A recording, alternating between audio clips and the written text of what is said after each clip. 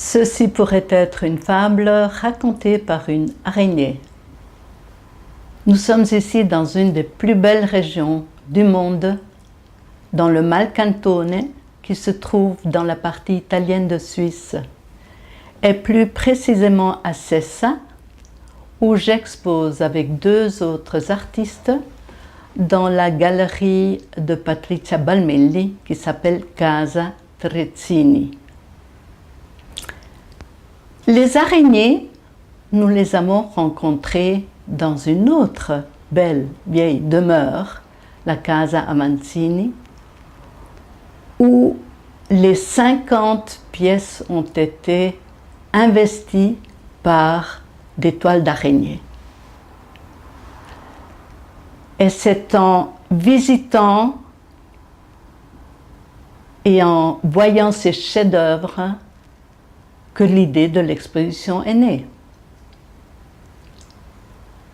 Entrons donc dans l'exposition.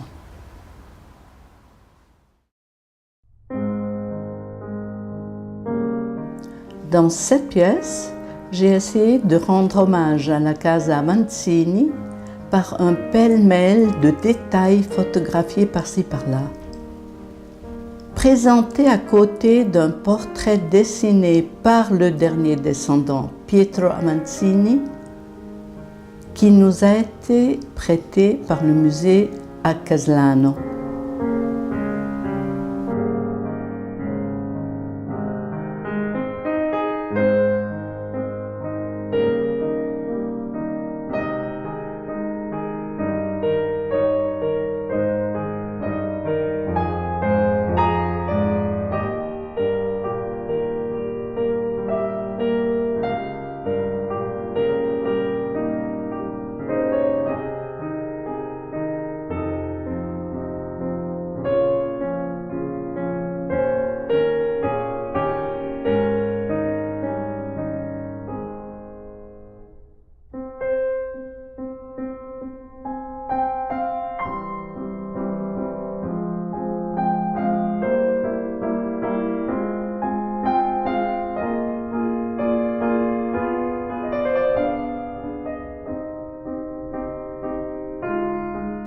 Ces photos-ci sont également des détails que j'ai trouvés amusants, photographiés individuellement et qui, j'espère, invitent à un sourire.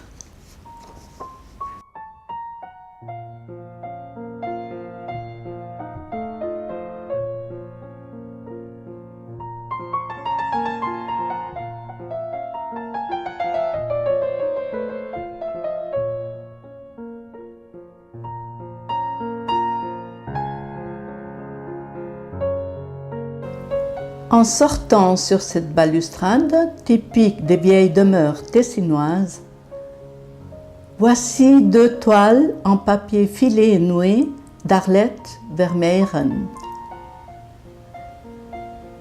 Pour l'occasion, elle a ajouté, vous voyez au mur, des araignées plus grandes que nature.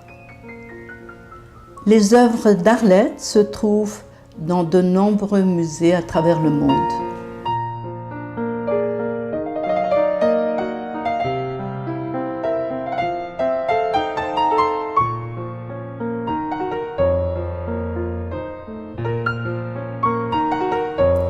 Ici, voici en face une œuvre de Rita De Marta qui utilise pour ses tissages le lin qui depuis 2 ans est de nouveau semé, cultivé, filé, tramé à Curio où se trouve la Casa Amanzini.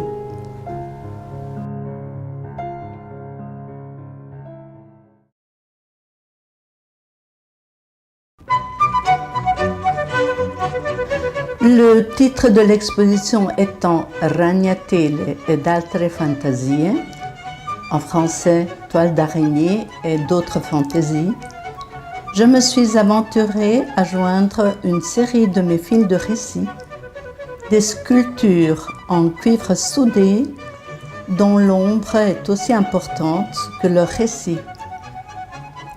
Elles invitent le spectateur à se tramer sa propre poésie.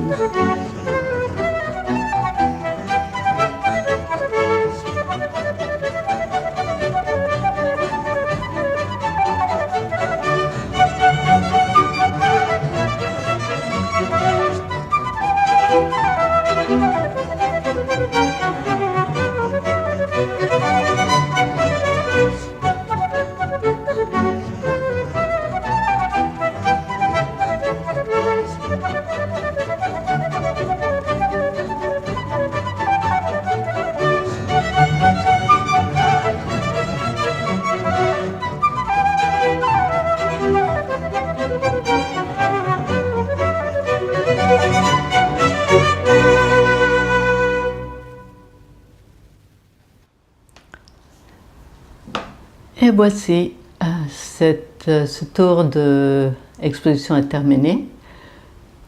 Que puis-je vous dire en plus? Vous souhaitez d'avoir eu du plaisir et remercier surtout et avant tout les araignées de Casa Mancini.